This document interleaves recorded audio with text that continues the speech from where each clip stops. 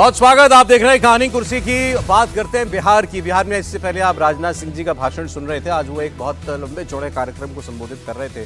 1200 के करीब उसमें पार्टी कार्यकर्ता, पदाधिकारी, नेतागण सब कुछ मौजूद था और उन्होंने एक लंबी रूपरेखा बताई और बताया कि एनडीए ये चुनाव कैसे जीतेगा बिहार में। लेकिन इस वक्त तेजस्वी यादव भी फायर हो चुके हैं। तेजस्वी यादव और बीजेपी के बीच में एक वाक युद्ध चल रहा है। तेजस्वी यादव ने वक्फ कानून को लाने को लेकर एक जलसे में कह दिया था पटना गांधी मैदान में अभी कि हम अगर सत्ता में आए तो इसको हम कूड़ेदान में फेंक देंगे। भले वो फेंक नहीं सकते। तो उन पर पहला हमला बीजेपी की तरफ से हुआ और तब ये कहा गया कि ये जितनी पार्टियां हैं, आरजेडी, समाजवादी पार्टी, ये सब समाजवादी नहीं, नमाजवादी पार्टी है। फिर अगले दिन दूसरा हमला हुआ। गौरव भाटिया बीजेपी की तरफ से बोले और गौरव भाटिया ने ये कह दिया कि ये तो मौलाना तेजस्वी यादव हो गए और इस पर तेजस्वी यादव भड़क गए। उन्होंने कहा कि भाजपा के ये प्रवक्ता, ये शब्द उन्होंने इस्तेमाल किए, लफुआ हैं, टपोरी हैं, छपरी की तरह बयानबाजी करते हैं, चिरकुट नेता हैं। और बीजेपी कह रही है कि तेजस्वी यादव मौलाना हो गया है। तो बीजेपी को तो पता होना चाहिए कि मौलाना का मतलब तो विद्वान होता है। नमाजवादी तुष्टीकरण करने के मसीहा मौलाना तेजस्वी यादव जी, ये बताइए हमें, आप संविधान कभी पढ़े हैं? जंगल राज कैसा होता है? जंगल राज बिल्कुल लालू और तेजस्वी जैसा होता है। जंगल राज का पहला नियम है संविधान और कानून की धज्जियां उधेड़ दी जाती हैं। बाबा साहब का संविधान तार तार किया जाता है और वही काम विपक्ष में रह के भाजपा के लोग 2 दिन से हमको दिल्ली में बैठ के गाली दे रहे हैं। लोग बोल ना रहा है, क्या क्या बोल रहा है। और जो बोलने वाले वो सब टपोरी लोग हैं, लफुआ लोग हैं। उनके लिए हमारे प्रवक्ता ही काफी हैं, जितने छपरी लोग हैं। और आप बताइए, जो मौलाना हमको बोल रहे हैं, तो मौलाना का मतलब तो विद्वान ना होता है। तो नमाजवादी और मौलाना का जवाब आया लफुआ, छपरी, टपोरी, चिरकुट, ये जवाब आया है तो तेजस्वी यादव का। खैर, बात अब चूंकि उन पर हमला जो हो रहा था सीधा सीधा हो रहा था कि आप बड़े मुसलमानों के वो हो गए हैं, खैरख्वाह हो गए हैं, मुसलमान वोट के लिए आप ये सब कुछ करते हैं। तो पहले नमाजवादी कहा गया बीजेपी की तरफ से, फिर मौलाना कहा गया। तो उन्होंने कहा मौलाना तो विद्वान आदमी होता है, ठीक है, तुम लोग छपरी लोग, तुम क्या जानो। त्रिपाठी जी, नहीं, देखिए, शब्दावली और जिस तरह का स्तरहीन आरोप प्रत्यारोप हो रहा है वो तो सचमुच चिंता की बात है, लेकिन ये हो ही रहा है। अब इसका दूसरा पहलू ये है कि राष्ट्रीय जनता दल इसको बहुत गर्व के तौर पर ले रही है। अगर उनकी पहचान मौलाना के साथ हो रही तो वो इस आइडेंटिटी को छोड़ना नहीं चाहते हैं, इसको वो लपक लेना चाहते हैं। और जिस तरह से तेजस्वी यादव ने कहा कि मौलाना का मतलब विद्वान होता है, तो मुस्लिम विद्वान के तौर पर, अब ठीक है, पहले के इमाम वगैरह फतवा देते थे मुस्लिमों में, उस तरह से बात होती थी, तो तेजस्वी चाहते हैं कि मुसलमान उनको उस तरह से देखे।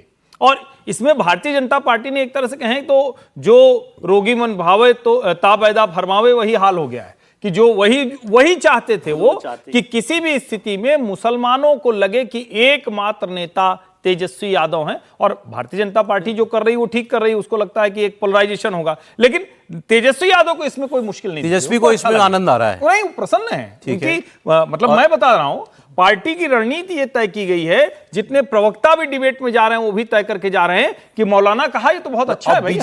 बीजेपी ये सोच के ही कर रही है। ये बीजेपी सोच के चाहती है, बीजेपी को पता है कि अगर ये होगा तो उनके पक्ष में वो 5% का अगर मामला ठीक हो गया तो तेजस्वी की प्रो मुस्लिम इमेज बने, ये बीजेपी भी चाहती है। वो चाहती है पोलराइजेशन हो और इसका लाभ जो है वो उन्हें भी मिले, उनको जो है वो मिल जाए। तो ये अब खेल जो है बिहार के अंदर खेला जा रहा है। त्रिवेदी जी, तेजस्वी जी भी चाहते हैं ये वो काम तेजस्वी जी करते तो शायद थोड़ा ज़्यादा मुश्किल होता कि उनकी इमेज पूरी तरह से मौलाना वाली। बीजेपी ने आसान कर दिया, बीजेपी ने आसान कर दिया, बल्कि ये कहना चाहिए कि बीजेपी की वजह से उनको फ़ायदा ही होगा। यदि आप उनको नमाजवादी कहेंगे, मौलाना कहेंगे या जो भी बात करेंगे, उनका तो MY समीकरण पहले से ही है।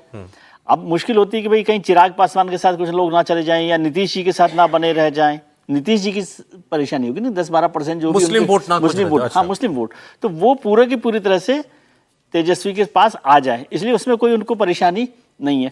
और भारतीय जनता, आप कहेंगे भारतीय जनता पार्टी को क्या फायदा? भारतीय जनता पार्टी को भी ये फायदा ना कि उसका रिवर्स पोलराइजेशन जो है उसका फायदा उनको होगा कि वो एक तरह सर से वो तो एक ही सूरत, मुझे ऐसा लगता है अगर ये वक्फ वाला मामला फिर थोड़ा आग पकड़ ले तो, वरना आम आदमी को पर क्या वैसे तो ये जो भाषा जुबान इस्तेमाल हो रही है, अब इस पर तो क्या कहा जाए कि हमारे जो प्रवक्ता हैं सबके सब विद्वान प्रवक्ता हैं।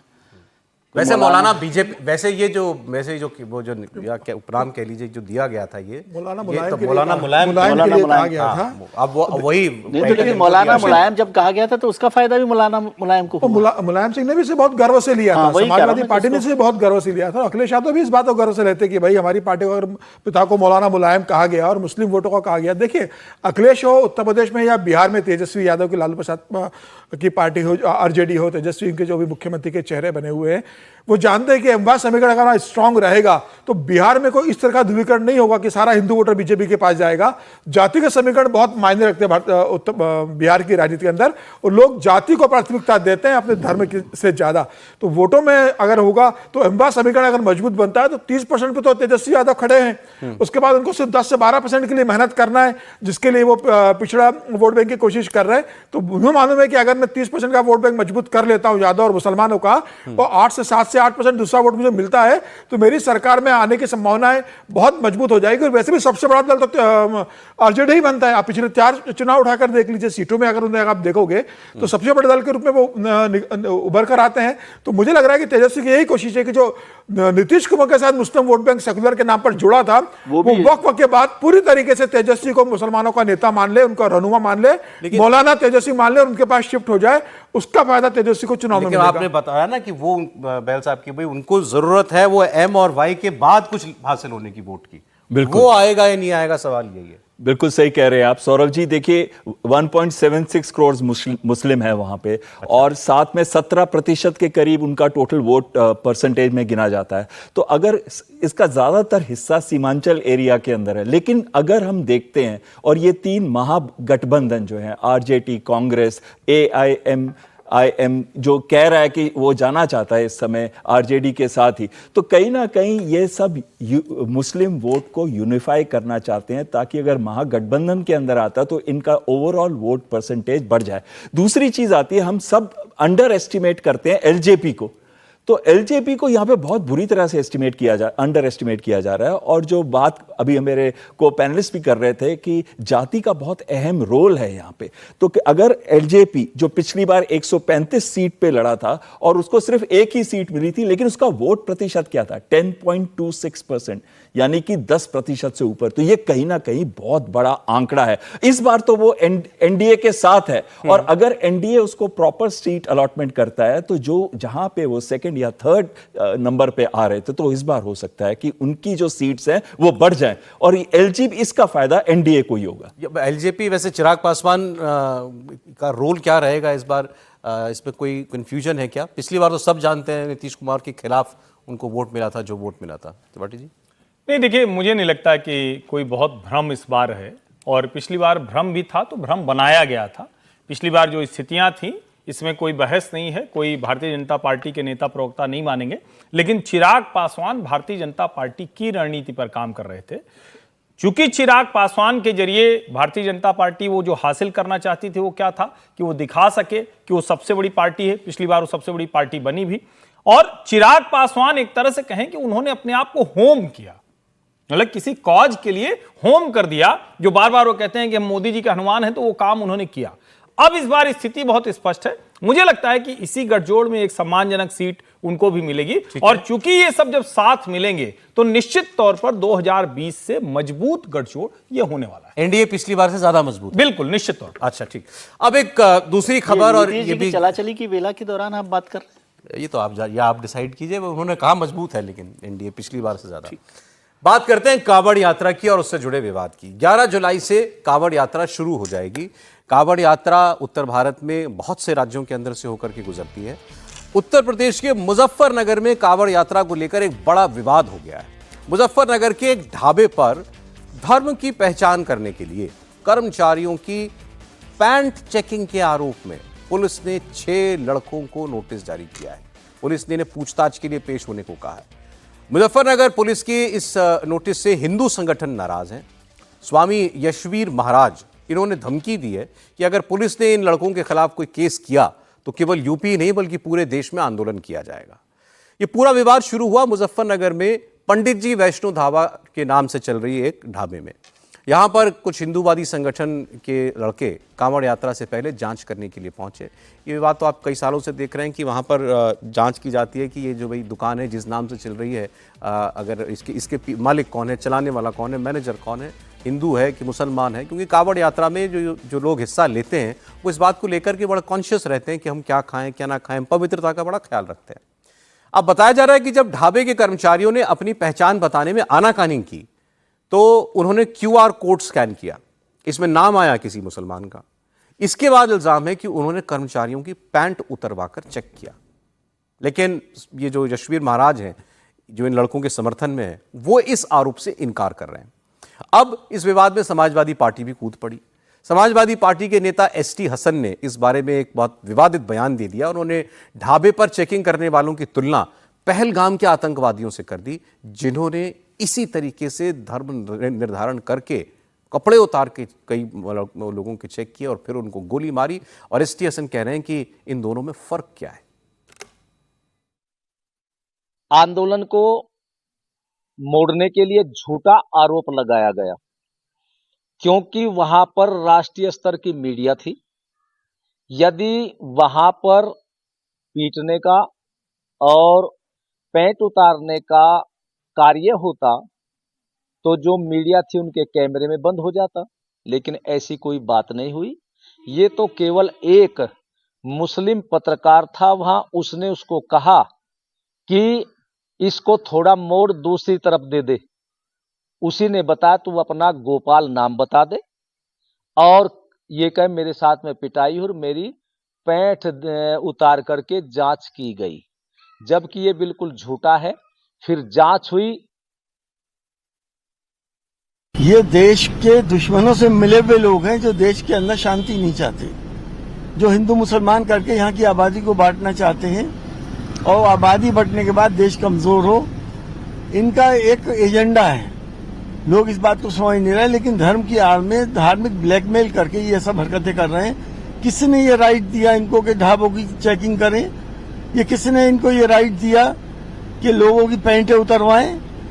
क्या इनमें और उन आतंकवादियों में कोई फर्क है जिन्होंने धर्म पूछ के पहलगाम के अंदर गोलियां मारी थी? ये भी एक तरह के आतंकवादी हैं और वो भी आतंकवादी थे।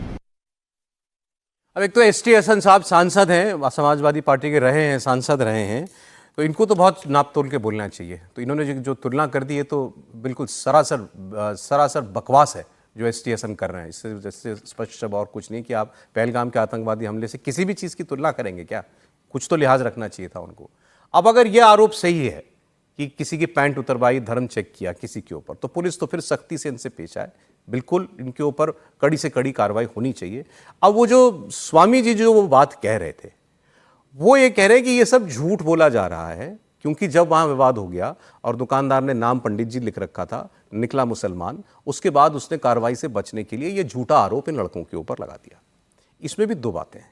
पहली बात, ये लड़के जो भी हों, किसी को हक नहीं कि किसी दुकान पर यूं जला जाए और किसी की आई कार्ड मांगने लगे या काम करने लगे। ये काम पुलिस का काम है, क्योंकि ये आदेश सरकार का है कि लोग अपने दुकान का जो भी मैनेजर का नाम, मालिक का नाम, आपका जो आपको लाइसेंस मिला हुआ है वो सब डिस्प्ले पर रखेंगे।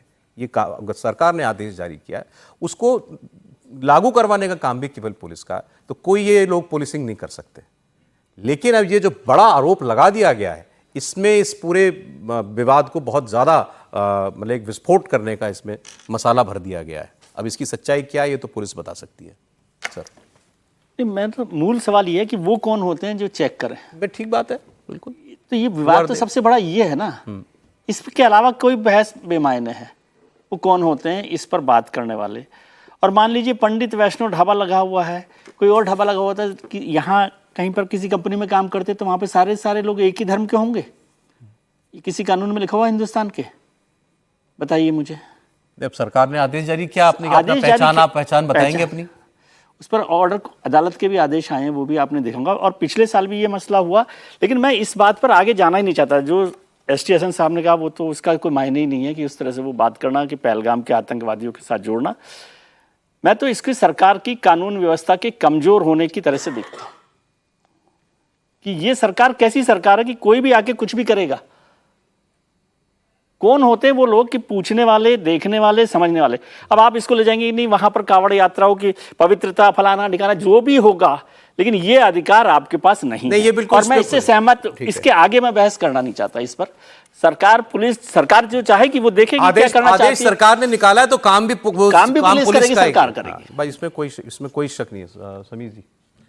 देखिए, निश्चित रूप से जो हुआ है गलत हुआ, इसमें कोई दो राय नहीं है। लेकिन मुझे लगता है कि जब सरकार ने ये घोषणा कर दिया, सरकार ने ये आदेश किया है कि भाई आपको अपना आइडेंटिटी नहीं छुपाना है, आपको अपनी आइडेंटिटी बताना है, तो मुझे लगता है कि उसमें इसे सबको गंभीरता से लेना चाहिए। आप दुकान के बाहर अपना अगर नाम लगा दोगे कि भाई फलाने की दुकान है, उसका लाइसेंस का आपका सर्टिफिकेट लगा दीजिए, तो दिक्कत क्या है? जब आपको पता है कि सरकार चाहती है और कावड़ यात्रा शुरू हो रही है, फिर ये विवाद होने वाला है, फिर लोग आपके पास पूछने आएंगे, पुलिस अधिकारी पूछने आएंगे, तो आप सरकार के काम में सहयोग कीजिए। आप बोर्ड पे लगा दीजिए कि मेरा नाम ये है। ठीक है, करना ही चाहिए। अगर सरकार का नियम बना दिया तो आपको फॉलो करना पड़ेगा। वो गलत सही की बहस फिर अलग हो जाती है, लेकिन नियम है तो है।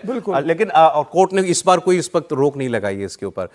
वो पहचान छुपा रहा है तो वो गलत कर रहा है, लेकिन ये लड़के कोई भी जाएंगे चेक करेंगे। देखिए, समाज में हर तरह के लोग होते हैं। अगर लड़कों ने जाके किया है तो गलत, इससे कौन सहमत हो सकता है कि बहुत गलत तरीका है। लेकिन मुझे लगता है कि आपको पता है कि भाई जब इस तरीके से जब कावड़ यात्रा निकलेगी तो या तो कुछ लड़के आएंगे, कोई सामाजिक संगठन आएंगे, पुलिस वाले भी तो जांच करने आते हैं कि भाई कावड़ यात्रा निकलने वाली है, आपने भी जानकारी लगाई है कि नहीं, ये कानून बना है। जब सरकार बोल रही है तो आप अपनी सुरक्षा के लिए, लोगों की सहूलियत के लिए आप लगा दीजिए ना कि भाई हमने लगा दिया है, आप आके देखिए, कोई दिक्कत नहीं है। जब आप साफ सुथरे हो, जब आप ढाबा चला रहे हो, तो आपको अपनी आइडेंटिटी छुपाने में दिक्कत क्या है? आप क्यों ऐसी स्थिति कर रहे हो कि आप बता नहीं रहे हो, आप लोगों से बहस कर रहे हो? आप बड़ा सा बोर्ड बन के लगा दीजिए, लोग आएंगे, देखेंगे और चले जाएंगे, उसमें क्या तकलीफ है?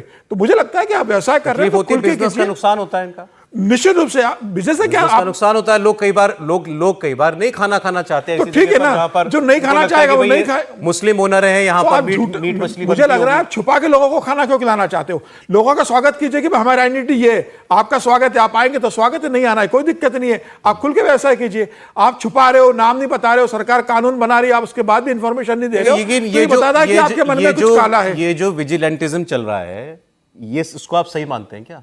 नहीं, ये गलत है, इस तरीके से नहीं होना चाहिए, ये गलत है, इसमें कोई दो राय नहीं। नहीं सौरभ जी, मुझे लगता है कि आपने जो खबर बताई उसके बाद सारे लोग भूल गए, उसको दूसरी तरफ चले गए। ये कोई लड़के चेक करने नहीं गए थे, जो मैं खबर अभी तक देख रहा हूँ, जो अभी भी चल रही है। ये लड़के वहां गए थे, भुगतान किया, तो QR कोड के बाद वो पंडित जी नहीं निकले, वो मुसलमान निकला। सामान्य तौर पर कहें तो क्या किसी को अधिकार है किसी को रोकने का? भाई जो भी वो ढाबा चलाए, क्या कोई रोक रहा है किसी को देश में? क्या योगी आदित्यनाथ के भी राज में किसी को, मुसलमान को रोका जा रहा है कि मत करो? लेकिन क्या ये उसका अधिकार नहीं है? कंज्यूमर के तौर पर भी कहें, रिलीजियस तौर पर कहें, प्राइवेसी के तौर पर कहें, मैं जहां जा रहा हूं मेरा अधिकार नहीं जानने का कि कौन है।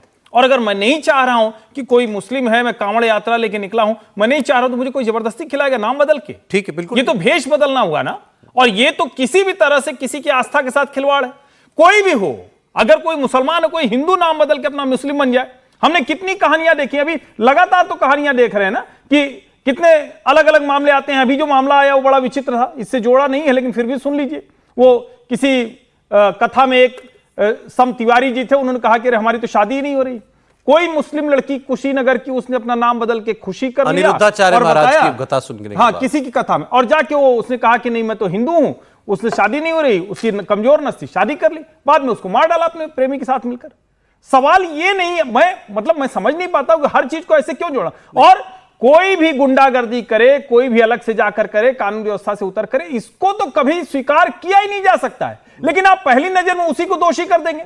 कई बार ऐसा होता है। देखिए, अगर ये लड़के खुद ग्राहक थे, इन्होंने नहीं, मैं तो अभी जो खबर ही देख रहा हूं। लेकिन ऐसा होता नहीं है क्या, और हो नहीं रहा होगा क्या? ये भी तो आपको पता ही है ना। यहाँ तो दिल्ली में फलों के ऊपर वो लगाया जा रहा था, झंडा लगाया जा रहा था। मैं फिर वही कह रहा हूं, आप कहते हैं रहमान चाचा फलाना धमाका उनकी दुकान का, उनका भाई, तो आप पहचान क्यों छिपाएंगे? मैं कह रहा हूं बहस ही नहीं है इस बात में। सवाल केवल इतना, सरकार का आदेश है, पालन सबको करना पड़ेगा। आपको अपना नेम प्लेट और अपना लाइसेंस दिखाना पड़ेगा, नियम है, जब तक कोर्ट ना उस पर रोक लगा दे। एक बात तो ये, कोई अगर पहचान छुपा रहा है तो गलत कर रहा है, वो उस पर पुलिस कार्रवाई नहीं, करे। अगर कोर्ट But ये- पहचान छिपाने के लिए कह रही है तो ये भी फिर नागरिकों के अधिकार का उल्लंघन है। अगर कोर्ट ये कहे कि नहीं वो पहचान छिपा के काम कर सकते हैं, अगर ऐसा कहे तो नहीं, अभी कोर्ट का तो अभी तक मैं तो इस इसीलिए साल कह तो रहा हूं। कोर्ट में मामला भाई, गया बड़ी नहीं। सीधी सी बात है, कोई भी किसी से जाकर इस तरह चेकिंग नहीं कर सकता, बस। वो कानून व्यवस्था का काम है। लेकिन जो खाना खाएगा, जो कहीं जाकर किसी तरह का उपभोग करेगा, वो उसका अधिकार है। आपका टेक और क्या है, पहचान सर? छिपाई गई है तो ये मेरा खतरनाक टेक बहुत क्लियर है सौरभ जी, वो आपके साथ बहुत मेल खाता है कि गवर्नमेंट ने जो रूल बनाया है उसको हमें फॉलो करना है, उसको हम तोड़ नहीं सकते। तो अगर हमारी आइडेंटिफिकेशन जरूरी है बाहर लगाने की तो करना ही चाहिए, दिस इज मैंडेटरी। लेकिन साथ में बहुत सारे केस आ रहे हैं विजिलेंटिज्म के, और वो वाले केसेस पे भी हमें एक्शन लेना चाहिए, और वो एक्शन विजिबल होना चाहिए। ये काम गवर्नमेंट का है, ये काम पुलिस का है, उनको करना चाहिए। और उनको अभी से ही मेरे हिसाब से जितने भी हिंदू संगठन है उनको शायद ब्रीफ भी करना चाहिए कि देखिए आपको कहीं पे भी कुछ शक होता है, जैसे कि इधर शक हुआ, उन्होंने क्यूआर कोड पे देखा नाम कुछ और था, तो पुलिस को बताएं ताकि उनको फॉल्स आइडेंटिटी के केस के अंदर मैं ये भी कह दूं सर साथ में, ऐसा हो रहा है, ऐसा भी होता है।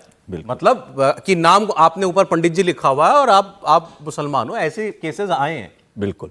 तो ऐसे केसेस में फॉल्स आइडेंटिटी का उनके ऊपर लगाना चाहिए चार्ज, और उनके ऊपर भी एक्शन लेना अब चाहिए। इसमें भी टेक्निकलिटी है। अब इसमें आप किसी आइडेंटिटी छुपाना कहेंगे क्या? अगर कोई मुसलमान है, मैंने तो दुकान खोली, मैं नाम कुछ भी रख सकता हूं उसका, भाई उसके ऊपर कोई रोक तो है नहीं। ये भी होता है ना बहुत बार कि वो ढाबा जिसने खोला है ये फॉल्स आइडेंटिटी पर तो कोई सपोर्ट नहीं करेगा। मैं मुसलमान हूं, मैंने गंगा ढाबा नाम रख दिया, एम्प्लॉइज पर, हाँ एम्प्लॉइज भी होंगे, तो एम्प्लॉइज में यदि 5 लोग हैं तो जरूरी थोड़ी कि सारे के सारे हिंदू हों या सारे के सारे मुसलमान तो हों। आपको याद नहीं है पिछले साल नहीं, ये हुआ उसमें था? किसी को ऐतराज भी नहीं होता। अरे लोग जानते हैं भाई, नौकरियां गई लोगों की, मुसलमान लड़कों की नौकरियां हटा गई। दिया ना आपने मैं कह रहा हूं, नौकरी से। दोनों ही चीज होगी ना। लेकिन अगर स्पष्टता से सब कुछ साफ साफ बताएंगे तो आप विवाद चलें। समाज में कम करेंगे, कम घृणा फैलाएंगे, कम झगड़े होंगे। अब एक विवाद की और बात हम आपसे कर लेते हैं प्रोग्राम में।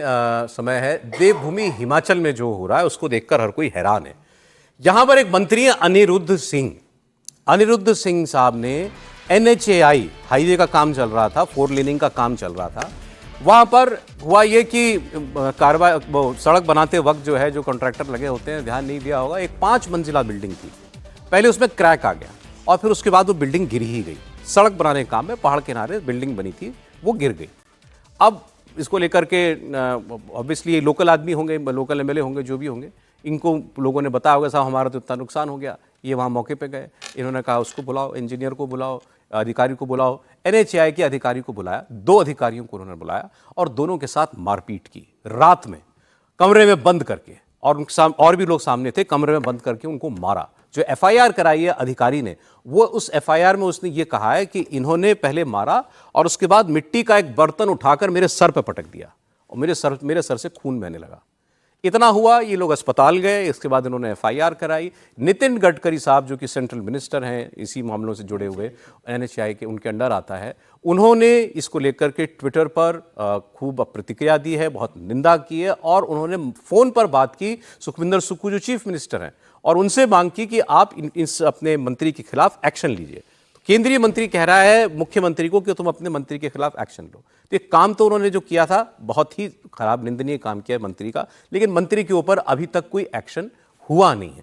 अब इसमें आगे क्या होता है ये देखना होगा। अच्छा, इसका मैं दूसरा पहलू भी आपको बता दूं, क्योंकि ऐसी खबरें भी आ रही थी वहां से कि ये जो 4 लेनिंग का काम चल रहा है, मेरे सामने ही, मेरी जानकारी में ही हिमाचल से ऐसे प्रकरण आए हैं जब उसमें रास्ते में जो घर बर या दुकान जो भी कुछ बना होता है उसका नुकसान कभी हो जाता है।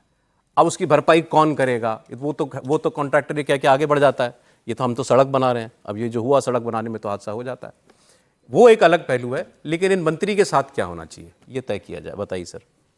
मंत्री के साथ मैं 2 किस्से और जोड़ देता हूँ आपको। एक किस्सा अभी उड़ीसा का, वहाँ पर भी एक पॉलिटिकल रिप्रेजेंटेटिव थे, MLA हैं, MP क्या हैं, जो उन्होंने एक ऑफिसर के साथ पिटाई कर दी, वो भी IAS ऑफिसर के साथ पिटाई कर दी। एक और घटना अभी तीसरी, उस पर एक्शन हुआ है जहां तक मेरी जानकारी है। नहीं, लेकिन पिटाई करना भी एक्शन तो अलग, अपराध की बात। और एक और हुआ जो मैं देखा कि उत्तर प्रदेश में एक MLC साहब जो हैं वो पुलिस ऑफिसर को डांट रहे हैं, महिला पुलिस ऑफिसर को, IPS है ना। तो ये हमारी पॉलिटिकल जो दबंगई है ना, ये मसला पॉलिटिकल दबंगई का है।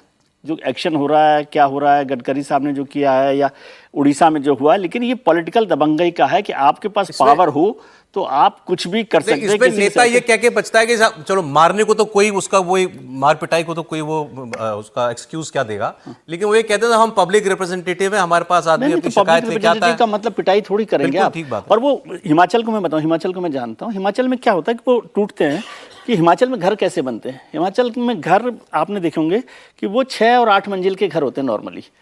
वो सड़क के किनारे बन रहे हैं तो उसमें से 4 मंजिल सड़क से नीचे बने हुए होते हैं और 3-4 मंजिल ऊपर बने होते हैं। तो जब भी सड़क पर काम होगा तो मैं उसको कि किस तरह से लास्ट इसको वाइंड अप करते हुए आपको लगता है सुक्खू साहब को इनका इस्तीफा मांगना चाहिए और मांगेंगे क्या? नहीं, निश्चित तौर पर मांगना चाहिए, इसमें कोई बट नहीं होना चाहिए।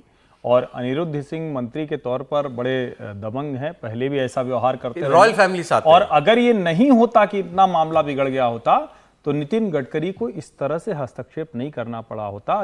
इसकी आप कल्पना कीजिए कि क्या स्थिति रही होगी कि national highway authority of India के इंजीनियर्स और उनके जो प्रोजेक्ट मैनेजर हैं उनके साथ कितनी बदसलूकी की गई होगी। इसका मतलब उन्होंने कहा होगा कि अब हम काम नहीं कर पाएंगे, हम वाइंड अप कर रहे हैं, तब जाकर मंत्री को हस्तक्षेप करना पड़ा। और मैं फिर कह रहा हूं, हिमाचल प्रदेश में नेतृत्व खत्म हो गया है, चाहे मुख्यमंत्री हो और चाहे नेता प्रतिपक्ष हो। लग ही नहीं रहा है कि हिमाचल में कोई नेता है। वहां बड़े नेता हुआ करते थे, वो राजनीति खत्म होती दिख रही, बड़ी चिंता की बात।